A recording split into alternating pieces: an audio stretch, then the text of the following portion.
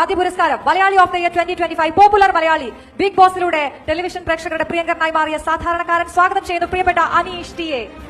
Malayali of the year 2025 popular Malayali Shri Aneesh T A.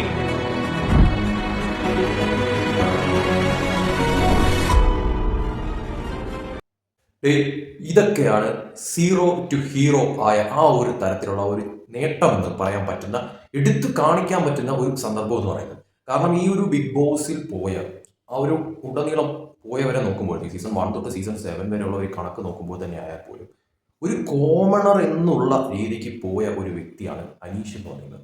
So എന്തുകൊണ്ടും അതിൽ പോയ വ്യക്തികളിൽ വെച്ച് ഏറ്റവും വലിയ ഒരു നേട്ടം കൊയ്ത ഒരു വ്യക്തിയായിട്ട് അനീഷിനെ കാണാൻ പറ്റുമെന്നുള്ളത് 100% ഉറപ്പിച്ച് പറയാൻ പറ്റുമെന്ന കാര്യത്തിൽ ഒരു സംശയമില്ല. അത് സീസൺ 1 തൊട്ട് സീസൺ 7 വരെ നോക്കിയാലും അനീഷിന്റെ തട്ട് താന്ന് തന്നെ ഇരിക്കുമെന്ന് എടുത്തു പറയേണ്ടി വരും. കാരണം അനീഷ് എന്ന് പറയുന്ന വ്യക്തി അതിനുള്ളിൽ പ്രവേശിച്ചത് വെറും ഒരു കോമണർ എന്നുള്ള രീതിയിലാണ്.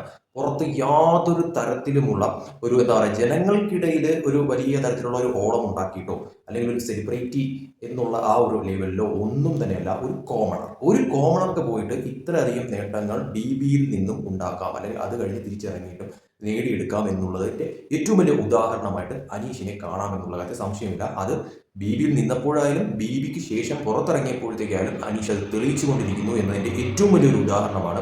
ഇപ്പോൾ അനീഷിനെ പോലൊരാൾക്ക്, അതായത് കോമണറായിട്ട് അതിൻ്റെ അകത്ത് പോയിട്ട് ഒരു പോപ്പുലർ മലയാളി അവാർഡ് നേടിയെടുത്ത് മുഖ്യമന്ത്രിയിൽ നിന്ന് ആ അവാർഡ് സ്വന്തമാക്കുക എന്ന് പറയുന്നത് ചെറിയൊരു കാര്യമല്ല.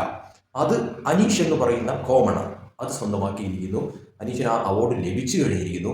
മുഖ്യമന്ത്രി തന്നെ നേരിട്ട് അനീഷിന് അത് നൽകിയിരിക്കുന്നു. ഇത് ശരിക്കും പറഞ്ഞാൽ അനീഷിന്റെ ജീവിതത്തിൽ ഒരിക്കലും മറക്കാൻ പറ്റാത്ത ഒരു അനുഭവമായിരിക്കും എന്ന കാര്യം 100% അടിവരയിട്ട് പറയാൻ പറ്റുന്ന ഒരു കാര്യത്തിന്. അതായത് ആ അവാർഡ് ലഭിച്ചതും ആ കിട്ടിയ അവാർഡാണ് ഏറ്റവും ഇമ്പോർട്ടൻ്റ് ആയിട്ടുള്ള ഒരു കാര്യം. അതായത് പോപ്പുലർ മലയാളി അവാർഡ് എന്ന് പറയുന്ന ആ ഒരു അവാർഡ് അത് എടുത്തു പറയേണ്ട ഒരു കാര്യം തന്നെയാണ്. അതോടൊപ്പം തന്നെ കേരളത്തിലെ മുഖ്യമന്ത്രിയുടെ കയ്യിൽ നിന്ന് തന്നെ ആ അവാർഡ് കിട്ടുക, അത് നേരിട്ട് ഏറ്റുവാങ്ങുക എന്നുള്ളതും അത് തീർച്ചയായിട്ടും ഇപ്പോൾ അനീഷിനെ സംബന്ധിച്ചിടത്തോളം ഏറ്റവും വലിയ ഒരു ഇമ്പോർട്ടൻ്റ് ആയിട്ടുള്ള ഒരു കാര്യം തന്നെയായിരിക്കും അദ്ദേഹത്തിന്റെ ലൈഫിൽ എന്ന കാര്യത്തിൽ ഒരു സംശയവുമില്ല.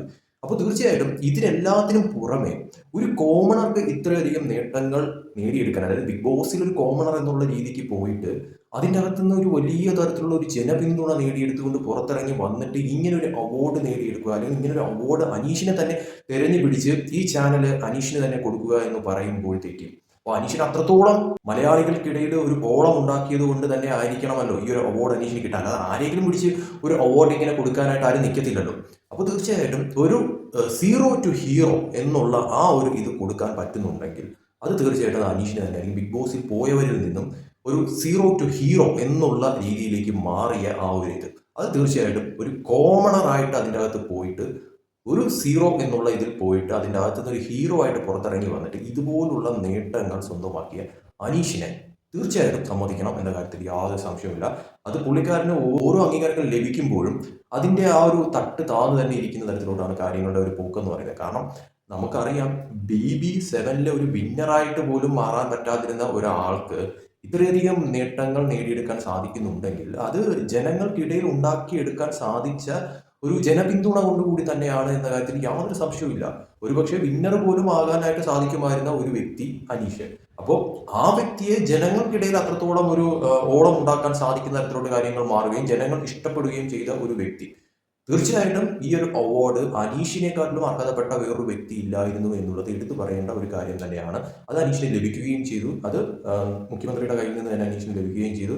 തീർച്ചയായിട്ടും വളരെ നല്ല കാഴ്ചയായിരുന്നു ആ ഇത് കാണാൻ സാധിച്ചത്. അനീഷ് തന്നെ ആ ഒരു വീഡിയോ അനീഷിന്റെ ഇൻസ്റ്റാഗ്രാം പേജിലൂടെ തന്നെ ഷെയർ ചെയ്ത ഒരു കാര്യമാണ്. അവാർഡ് വാങ്ങുന്നതും കാര്യങ്ങളും ഒക്കെ തന്നെ തീർച്ചയായിട്ടും വളരെ നല്ലൊരു കാര്യം തന്നെയാണ്. തീർച്ചയായിട്ടും ഇനിയും ഇതുപോലുള്ള നേട്ടങ്ങൾ നേടിയെടുക്കാനായിട്ട് പറ്റുന്ന ഒരു വ്യക്തി തന്നെയാണ് അനീഷ് എന്ന കാര്യത്തിൽ യാതൊരു സംശയവുമില്ല.